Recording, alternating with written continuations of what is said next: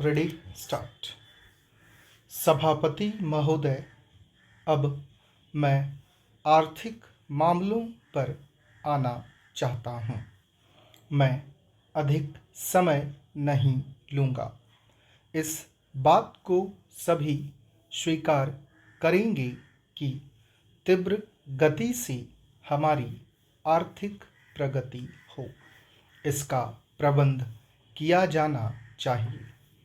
इसके लिए ऐसा वातावरण बनाने की आवश्यकता है जिससे उत्पादन बढ़ सके, वितरण में समानता आ सके और उपभोग में संयम से काम लिया जा सके।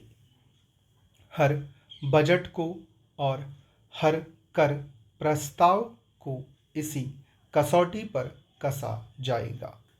यथा क्या उससे उत्पादन बढ़ता है, क्या वितरण में समानता आती है, और तीसरी बात यह कि क्या हम देश में ऐसा वातावरण बना सकते हैं कि लोग जितना कमाते हैं उतना खर्च ना करें, उसमें से बचाएं और उसे राष्ट्र की समृद्धि में लगाएं।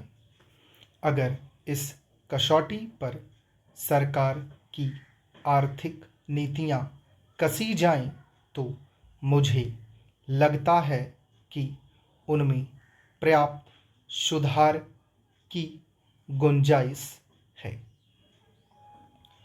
मैं वित्त मंत्री की कठिनाई को समझ सकता हूँ। विकास की आवश्यकता अधिक धन की मांग करती है।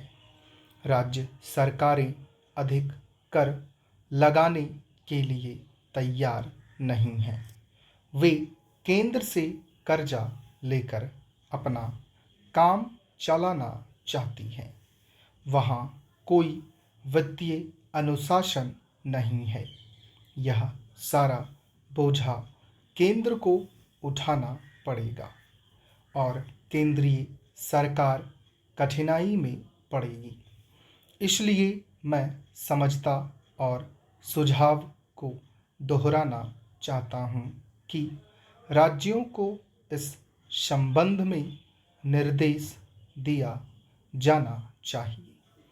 संविधान के अंतर्गत केंद्र इन राज्यों को निर्देश दे सकता है कि वह अपने साधनों के अंतर्गत अपने खर्च को चलाएं। केंद्र के कर्ज पर निर्भर नहीं रहना चाहिए। विशेष परिस्थितियों में कर्जा दिया जा सकता है, लेकिन कर्जा लेकर अपना काम चलाना यह उनका स्वभाव नहीं बनना चाहिए। अपवाद रूप में कर्जा लेकर वह किसी विशेष परिस्थिति का सामना करने के लिए प्रस्तुत हों तो उसका विरोध नहीं किया जा सकता।